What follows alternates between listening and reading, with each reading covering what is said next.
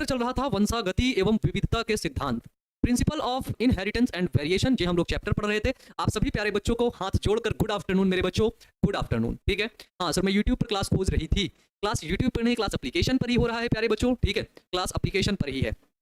ठीक है, हाँ सर, आज मेरा कमेंट पढ़िए, बता दो भैया क्या कमेंट है। Sir please share to detail the same as the above, है ना। ओके ब्रदर, इट्स ओके, है ना। चलो भाई, यहाँ तक क्लियर हो गया सब कुछ, सब कुछ ठीक ठाक, आप लोग की तबीयत मस्त बिल्कुल।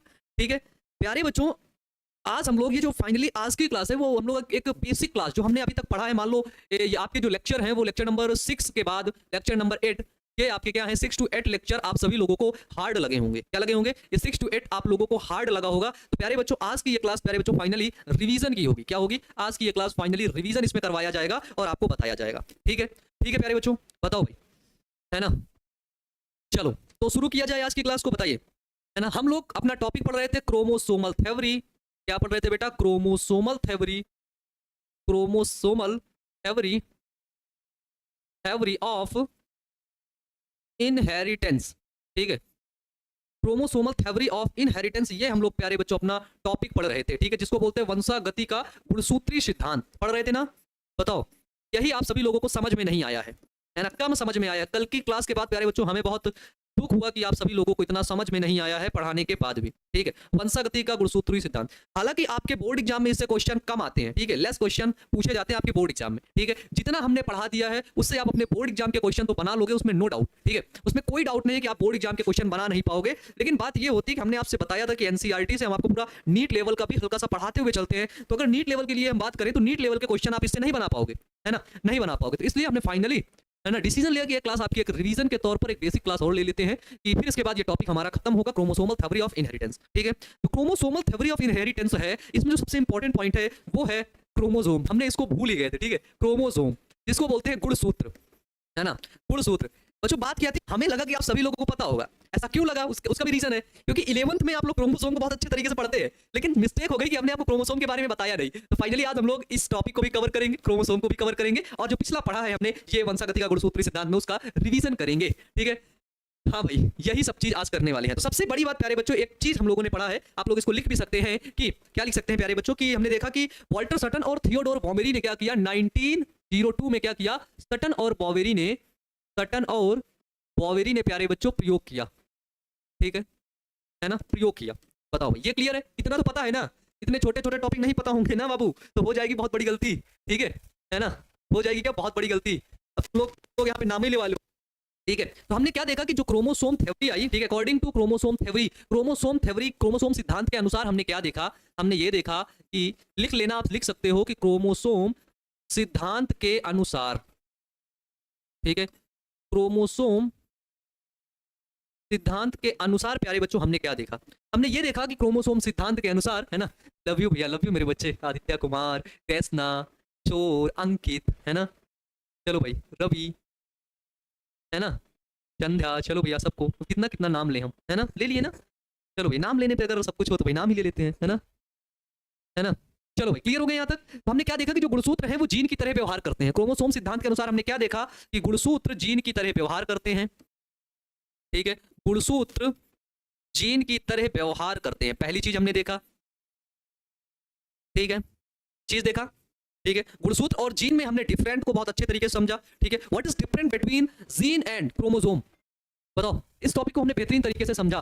ठीक है, उतारना नहीं है ना भैया, अगर आप लिखना चाहें तो लिख भी सकते हैं। ठीक है ना। इन्होंने जो जो वॉल्टन, सटन और बॉवेरी ने क्या किया, इन्होंने मेंडल के नियमों को क्रोमोसोम की गतिविधि में समझाया। इन्होंने क्या किया, इन्होंने मेंडल के नियमों को, इन्होंने जो मेंडल का नियम था, इन्होंने मेंडल के नियमों को, मेंडल के नियमों को क्रोमोसोम गतिविधि में समझाया। ठीक है, क्रोमोसोम गतिविधि में समझाया।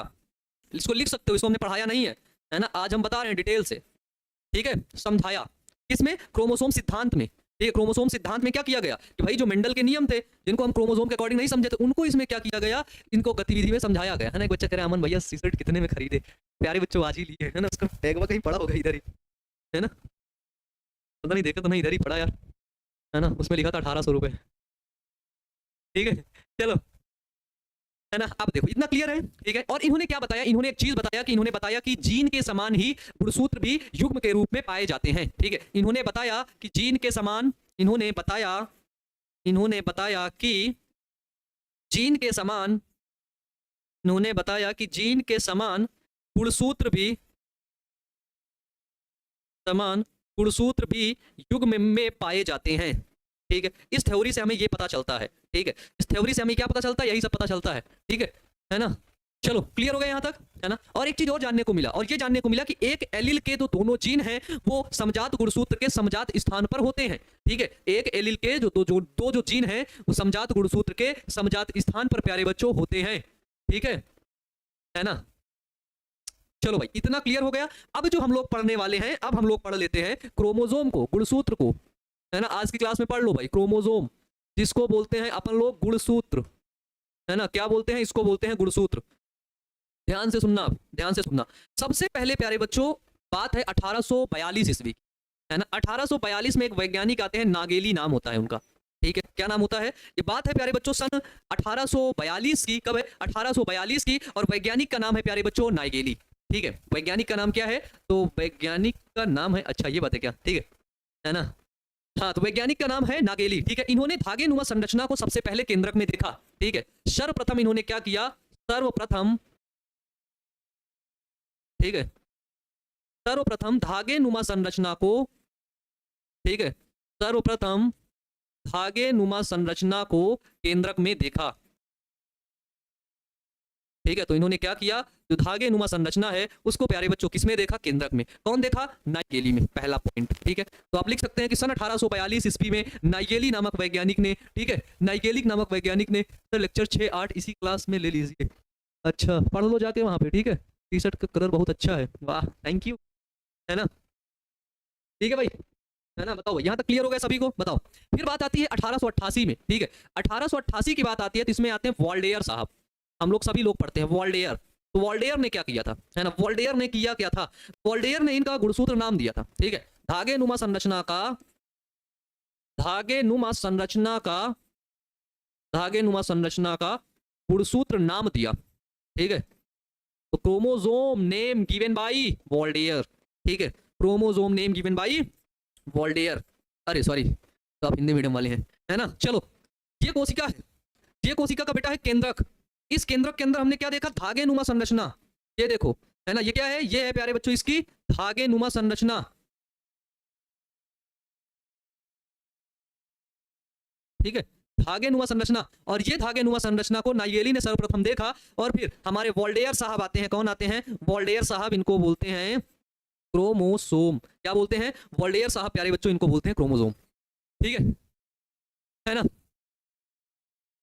चलो भैया हम नए स्टूडेंट हैं, बहुत अच्छा प्यारे बच्चों स्वागत है आप सभी का, नए स्टूडेंट का, ठीक है। तो क्रोमोसोम क्या होते हैं, अगर आप इसको लिखना चाहें तो आप लोग अपनी कॉपी में लिख सकते हैं प्यारे बच्चों, ठीक है ना। हाँ सर आप बहुत सारे कॉन्सेप्ट क्लियर कर देते हैं भैया, चलो बहुत अच्छा प्यारे बच्चों, बहुत अच्छा, ठीक है। तो क्रोमोसोम में अगर लिखे तो लिख लीजिए कि ये कोशिका के केंद्रक में पाए जाने वाले न्यूक्लियो प्रोटीन है, ठीक है। क्रोमोसोम क्या है, क्रोमोसोम प्यारे बच्चों न्यूक्लियो प्रोटीन होते हैं, ठीक है, न्यूक्लियो प्रोटीन। और कहां पर पाए जाते हैं, फाउंड इन सेल न्यूक्लियस, कोशिका के केंद्रक में। तो यह कोशिका के केंद्रक में पाए जाने वाले प्यारे बच्चों क्या थे, न्यूक्लियो प्रोटीन है, जो कुंडलित धागे नुमा संरचना के रूप में दिखाई देते हैं, ठीक है। क्या करते हैं, जो कुंडलित धागे नुमा संरचना के रूप में दिखाई देते हैं। अमन भैया नागेली कौन है ना, नागोली प्यारे बच्चों वो एक वैज्ञानिक है भाई, खोज किया था गुणसूत्र की, मैं क्या बताऊं कौन है वो, वही है ना। चलो भाई क्लियर है ये सभी पॉइंट क्लियर, बता दो तुम लोग। चलो अगला देखो, इसको देख सकते हो, एक बार इसका रिवीजन कर सकते हो, ठीक है। हमने एक चीज और देखा है, ठीक है। सर खेत से आपका क्लास कर रहे हैं सर, बहुत गर्म है, अरे यार शिट, है ना, बात है यार, बहुत मेहनत करते हो आप लोग, सच में बहुत आगे जाओगे बच्चे, बहुत आगे जाओगे। हमने देखा ये क्रोमोसोम की खोज तो अभी हो रही थी, ठीक है। हमने देखा कि 1665 में रॉबर्ट हुक आते हैं जो कोशिका की खोज करते हैं। कब, 1665 में एक वैज्ञानिक आते हैं जिनका नाम है रॉबर्ट हुक, ठीक है। ये क्या करते हैं, कोशिका की खोज करते हैं 1665 में। आपको पता है ना ये बेसिक चीज, बताओ बेसिक चीज पता है कि नहीं। रॉबर्ट हुक के बाद दूसरे वैज्ञानिक आते हैं 1831 के अप्रोक्सीमेट, जिनका नाम होता है रॉबर्ट ब्राउन। 1831 मान लो, उनका नाम है रॉबर्ट ब्राउन, रॉबर्ट ब्राउन भूरा, है ना। इन्होंने क्या किया, कोशिका के अंदर केंद्रक की खोज की, है ना। 1665 में कोशिका खोजी गई। 1665 के बाद आदमी 1831 में रॉबर्ट ब्राउन पहुंचा, केंद्रक को खोजा।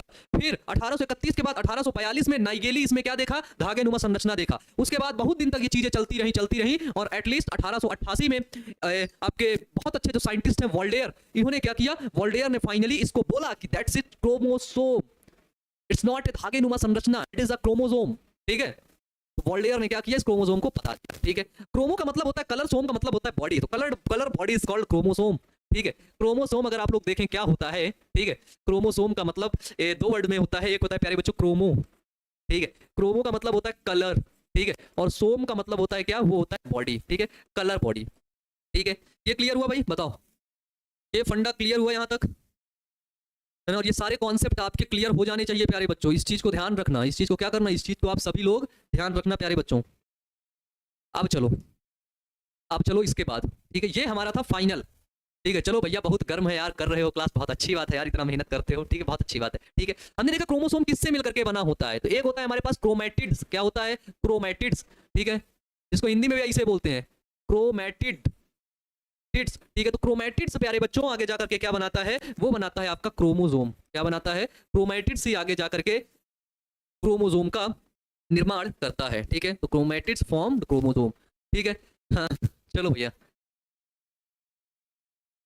ठीक है, 150 दिए होंगे आप भैया, 150 रुपया नहीं यार, मैं नहीं दिया एक्चुअली, वो पता नहीं कहाँ था इसमें, अरे वो तो मेरे को मिली है भाई, है ना।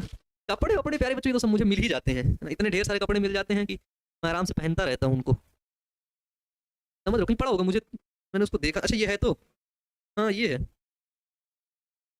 ये अभी आज ही आई है ना, इस वजह से, ठीक है ना, दोबारा बताने पर पूरा समझ में आ रहा है भैया, समझ में आएगा यार, हम बताएंगे समझ में ना आए, ऐसा हो नहीं सकता प्यारे बच्चों। ठीक है, इसके बाद आता है, तो सबसे बड़ी चीज है वो है केमिकल कंपोजिशन ऑफ क्रोमोसोम। ठीक है, क्या है, वो है आपकी केमिकल कंपोजिशन, ठीक है, ऑफ क्रोमोसोम, यानी कि जो क्रोमोसोम होता है, जो गुणसूत्र होता है, उसका केमिकल कॉम्पोजिशन क्या होता है, दिस इज योर क्रोमोसोम।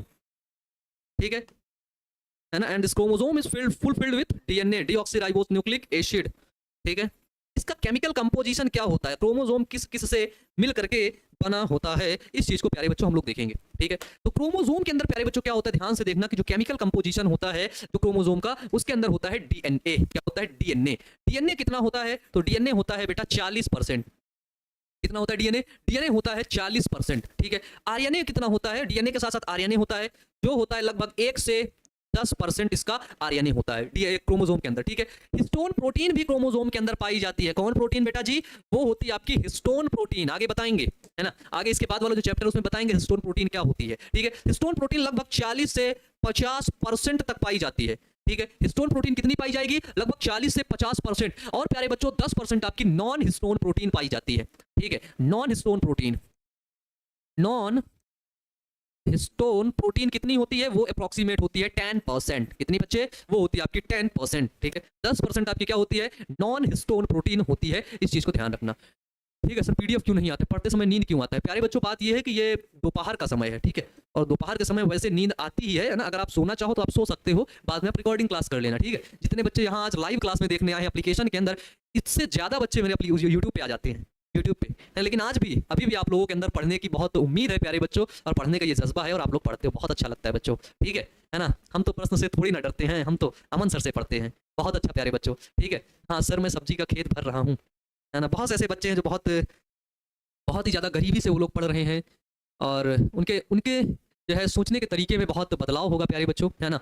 एक बच्चा कह रहा है भैया कल के लिए सॉरी, कल तुमने मुझको कुछ गलत बोला था, हाँ बेटा पिट जाओगे किसी दिन तुम।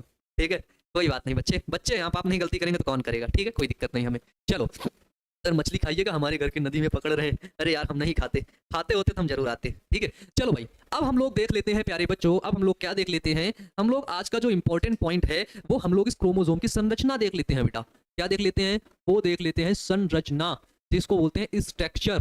ठीक है, तो मेन खेल जो है ना ये क्रोमोसोम से ही शुरू होता है, मेन खेल प्यारे बच्चों कहाँ से शुरू होता है, ये क्रोमोसोम से ही क्या होता है, शुरू होता है।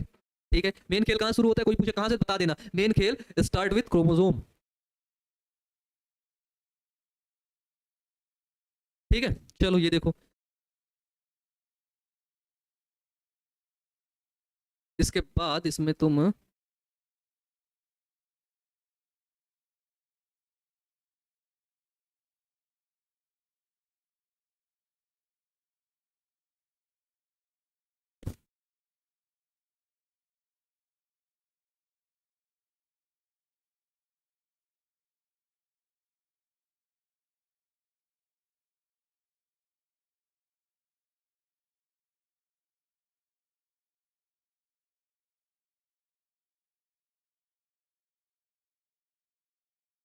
ठीक है, ये हमने एक संरचना देखी। इस ऊपर वाली संरचना को बोलते हैं पेलिकल, है ना, क्या बोलते हैं इसको, बोलते हैं बेटा पेलिकल।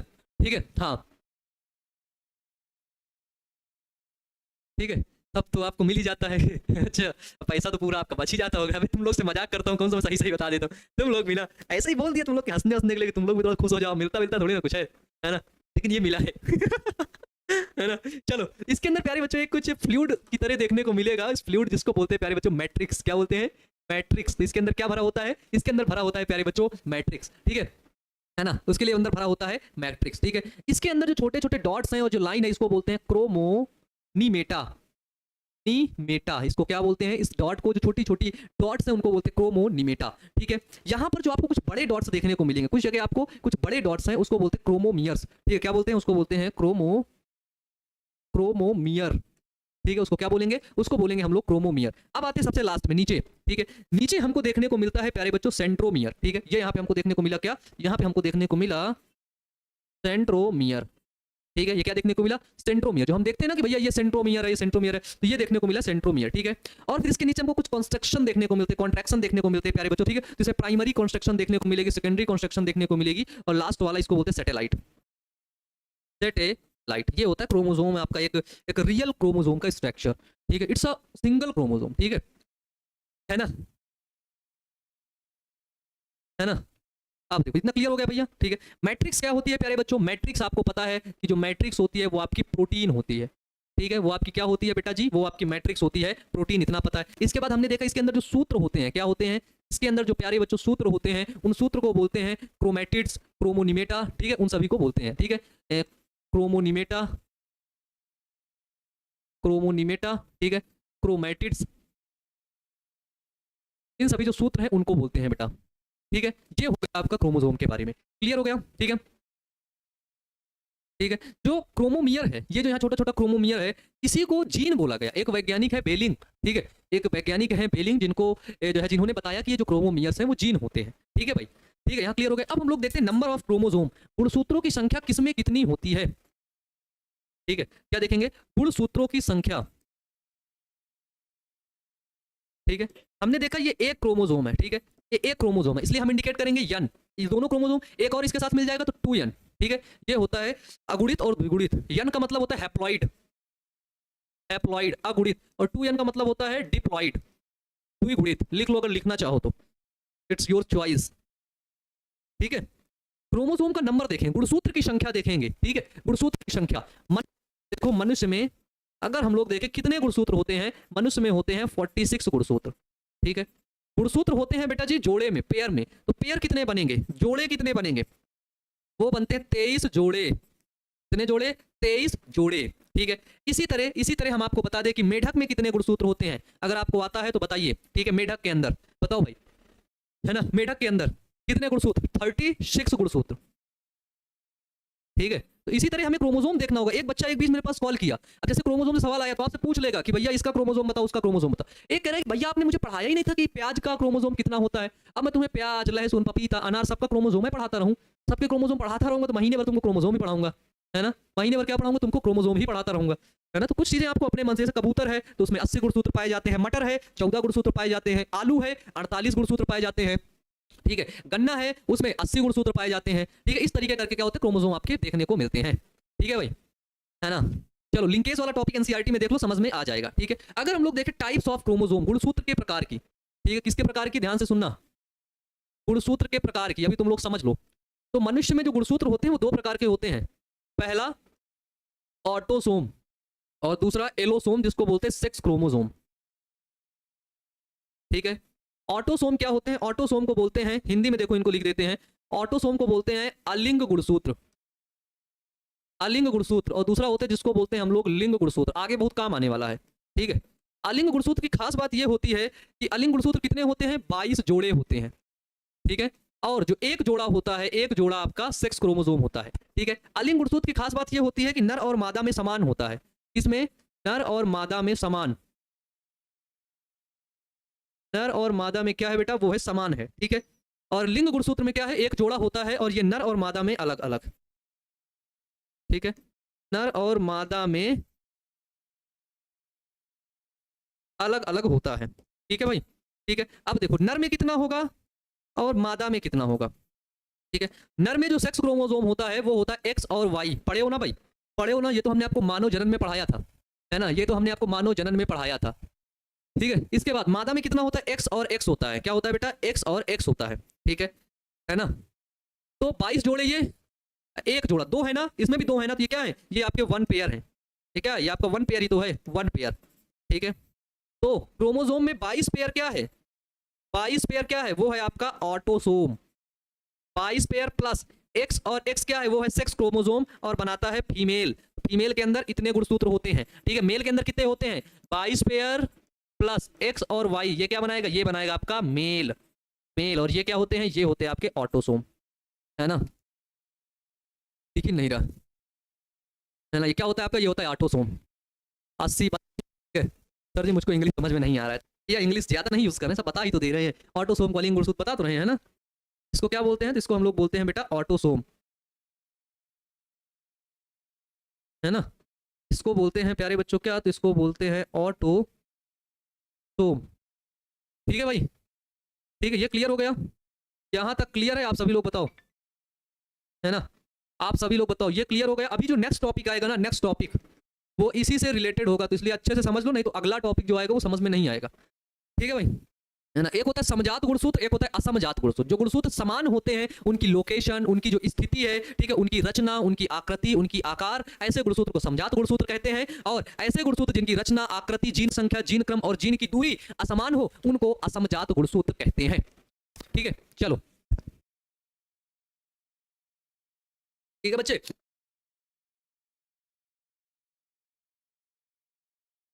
यहां तक क्लियर है भाई, बताओ गुणसूत्र के कार्य क्या होते हैं, है ना, कार्य। अगर आप लिखना चाहें तो फंक्शन ऑफ क्रोमोसोम लिख सकते हैं प्यारे बच्चों, है ना, और हम मना नहीं करेंगे, हम चाहेंगे कि आप लोग इसको लिखिए। ठीक है, फंक्शन ऑफ क्रोमोसोम को आप सभी लोग क्या करिए प्यारे बच्चों, लिखिए। ठीक है,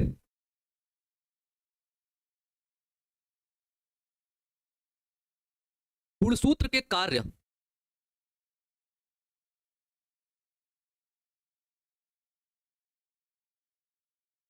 फंक्शन ऑफ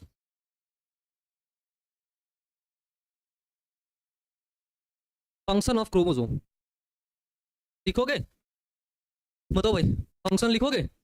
भैया एक केंद्रक में 46 क्रोमोसोम होगा क्या, बिल्कुल सही मेरे बच्चे, बिल्कुल सही। एक कोशिका है, उसका केंद्रक है, ये मान लो कौन सी कोशिका, दैहिक कोशिका है।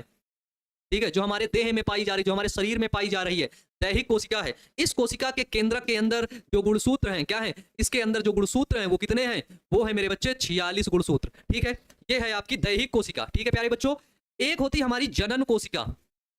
जनन कोशिका, जनन कोशिका मान लो वो है शुक्राणु। शुक्राणु के अंदर कितने गुणसूत्र होंगे, तो जनन कोशिका का जब निर्माण होता है तो उसमें होता है अर्धसूत्री विभाजन। क्या होता है बेटा, उसमें होता है अर्धसूत्री विभाजन। और अर्धसूत्री विभाजन के दौरान शुक्राणु के अंदर जो गुणसूत्र होंगे वो होते हैं आपके इसके आधे, 23 गुणसूत्र होंगे। ठीक है, 23 गुणसूत्र।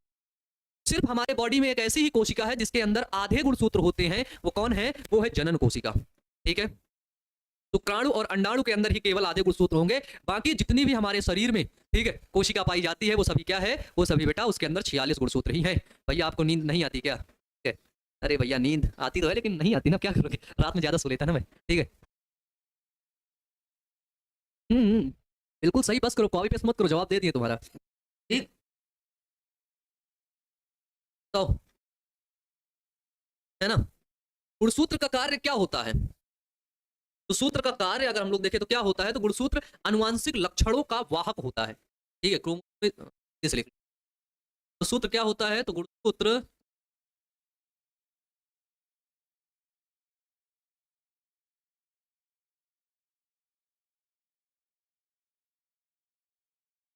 सूत्र क्या होता है, तो गुणसूत्र आनुवांशिक लक्षणों का, जो जेनेटिक आपके लक्षण हैं, का वाहन करने का काम करता है। ठीक है, तो आगे जाने का काम करता है। ठीक है, क्यों करता है, क्योंकि गुणसूत्र में जीन पाया जाता है। गुणसूत्र में क्या होता है, गुणसूत्र में जीन पाया जाता है। ठीक है, ठीक है भाई, बताओ, ये क्लियर हो गया। ये आपको दोपहर में नींद नहीं आती है क्या, नहीं हमको नहीं आती है। ठीक है, ठीक है, चलो अब देखो प्यारे बच्चों, सबसे बड़ी बात यह है कि गुणसूत्र ही लिंग का निर्धारण करते हैं। गुणसूत्र ही लिंग का निर्धारण करते हैं। ही क्या करते हैं, लिंग का निर्धारण करते हैं। क्रोमोसोम क्या करते हैं, वो लिंग का निर्धारण करते हैं। जो हमारा सेक्स होगा ना, ठीक है, नर होगी कि मादा होगी, इसका निर्धारण कौन करता है, वो करता है गुणसूत्र। ठीक है, पीडीएफ यार मिल जाएगी भाई, पीडीएफ मैं नहीं भेजता हूँ, पीडीएफ चला जाएगा, काहे लिए परेशान हो तुम, ठीक है।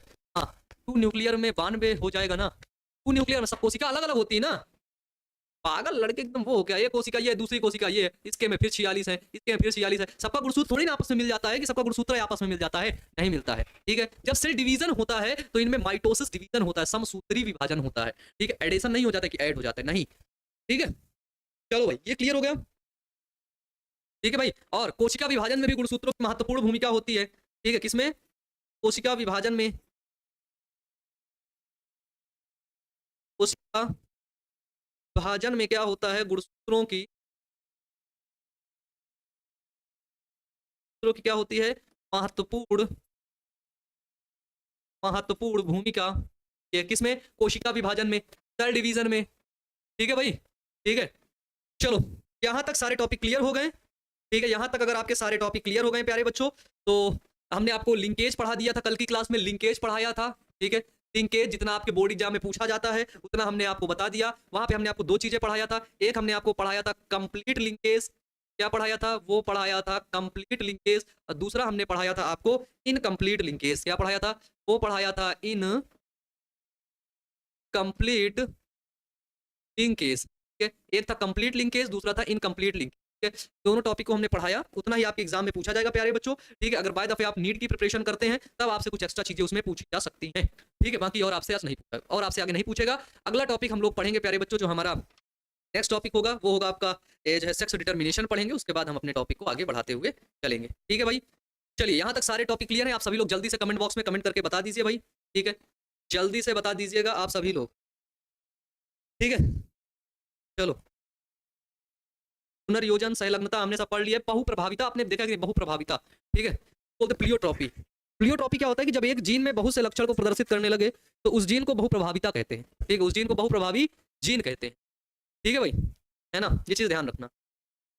तो अब हम लोग क्या करेंगे, बहुजीनी वंशागति भी है आपके पास एक। चलिए, अब कल की क्लास में हम लोग मिलते हैं और उसी में हम लोग बेहतरीन तरीके से चीजों को पढ़ेंगे। ठीक है, आप इतने सच में क्यूट हैं क्या, चलो भाई, हैं तो हैं, है ना, हैं तो मेरे बच्चे हैं। चलो, अब आपके पास यदि you have any doubt you can ask doubt. Doubt बताओ, एक बच्चे का डाउट है कि भैया एक कोशिका है, ठीक है, उसमें 46 गुणसूत्र है, हमने बोला ठीक है। दूसरी कोशिका है, उसमें भी 46 है। दोनों कोशिका आपस में मिल करके 12 92 गुणसूत्र नहीं हो जाएगा मिल करके, तो बेटा ऐसा नहीं होता है। ठीक है, दोनों कोशिका आपस में नहीं मिलती है। इस एक कोशिका से जब 2 कोशिका का निर्माण होगा ना, तो उसमें हमने पढ़ाया था आपको डिवीजन। ठीक है, इतने शार्प तरीके से होता है, इतने छोटे लेवल में तुम समझ ही नहीं पाओगे। वो है प्यारे बच्चों, उसको बोलते हैं माइटोसिस डिवीजन। माइटोसिस डिवीजन जिसको बोलते हैं बेटा समसूत्री विभाजन होता है। समसूत्री विभाजन, समसूत्री विभाजन में क्या देखते हैं कि 46 इसमें है, 46 इसमें भी जाएंगे, 46 इसमें भी जाएंगे। ठीक है, दोनों कोशिकाएं आपस में मिल करके वो नहीं बना लेती। ठीक है ना। चलो, एक बच्चा पूछ रहा है कि सर कॉन्डोम क्या हुआ है। कॉन्डोम भैया चैप्टर पढ़ लेना, अच्छे से बता दिए हैं, जनन स्वास्थ्य वाला चैप्टर पढ़ लेना। ठीक है, वहां का ये सवाल है, उसको पढ़ लो भैया, वहां पे पढ़ाया हूं, ऐसा नहीं कि पढ़ाया भी नहीं। ठीक है ना। नर के द्वारा प्रयोग किए जाने वाला एक गर्भ निरोधक होता है जिसको कॉन्डोम के नाम से जानते हैं मेरे बच्चे। ठीक है भाई, है ना। चलो, बढ़िया जीन मिल गया आपको, है तुम लोग को अच्छा जीन मिला है, सबको अच्छा मिला यार। ठीक है, गुणसूत्र का हर एक जीन में पाया जाता है, गुणसूत्र का हर एक जीन पाया जाता है, जी नहीं जीन। ठीक है, हाँ सर क्रिस्टल क्लियर है, लव यू मेरे बच्चे। ठीक है, जीन प्यारे बच्चों हर गुणसूत्र के अंदर पाया जाएगा। ठीक है, जो जीन होगा वो किसमें होगा, प्रत्येक गुणसूत्र के अंदर पाया जाएगा। ठीक है ना। सर पॉर्न वीडियो देखने से साइड इफेक्ट, यार क्या तुम लोग, कौन देखता है ये सब है, साइड इफेक्ट क्या, थोड़ा सा कम करो ये सब चीजें, अच्छी आदत नहीं है। जब आपको पता है कि नहीं अच्छी आदत है, साइड इफेक्ट यही होगा कि आपको वीकनेस होगी, थोड़ा सा आपके थॉट्स इधर उधर जाएंगे। ठीक है, थोड़ा सा कम कर लो अगर मन है तो, है ना, लेकिन साइड इफेक्ट तो आपके बॉडी पर पड़ता ही है। ठीक है, आपको सबसे पहले मेंटली थोड़ा सा साइड इफेक्ट थोड़ा सा पड़ता होगा। ठीक है, और बॉडी में भी थोड़ा बहुत पड़ता है, इसलिए थोड़ा कम करो, इसका एडिक्शन नहीं होना चाहिए आपको। ठीक है बच्चे, चलो भैया इतना मेहनत से नोट्स बनाते हैं और आप देखिए पटना आकर दिखाना पड़ेगा क्या। अरे पटना आके क्यों दिखाना, आप लोग तो इंस्टाग्राम पे भेज ही देते हो, वहीं पे भेज दो भाई, देख लूंगा मैं, है ना। 46 क्रोमोसोम कौन कौन से होते हैं भाई, तुम एक नंबर के या तो गधे हो या तो तुमको मैं बता नहीं पाया है। मैंने बताया कि 22 जोड़े, 22 जोड़े मतलब कितना, 44 गुणसूत्र क्या है, 44 है ऑटोसोम, नालायक कहीं के। इतना बताने के बाद भी। और दो दो क्या है, वो है सेक्स क्रोमोसोम, बताया ना। तो 44 45 46 टोटल कितने हुए, 46 गुणसूत्र, ठीक है। सेक्स क्रोमोसोम, अगर वो लड़की है, क्या है, अगर वो तुम्हारी बहन है, फीमेल है, तो कितने गुणसूत्र क्या होंगे सेक्स क्रोमोसोम, एक्स एक्स होंगे। अगर वो तुम्हारा भाई है, मेल है, तो उसका गुणसूत्र होगा एक्स और वाई। 44 तो सब में समान होंगे, 44 सब में समान होंगे, नर और मादा में, ठीक है ना। चलो भाई, है ना। चलो फालतू क्वेश्चन बोल रहे हो तुम लोग, हाँ? चलो बहुत हुआ, ठीक है, ज्यादा ज्यादा क्वेश्चन का जवाब भी नहीं देना चाहिए, ठीक है। चलो, तो आप सभी लोग अच्छे से पढ़ते रहना और अपना ख्याल रखना, अच्छे से पढ़ना। और क्रोमोसोम जब तुम्हें कहीं रास्ते में दिखे तो उसको पहचान लेना, ध्यान रखना अपना। मिलते हैं आप सभी से नेक्स्ट क्लास में। Wish you all the best प्यारे बच्चों, थैंक यू।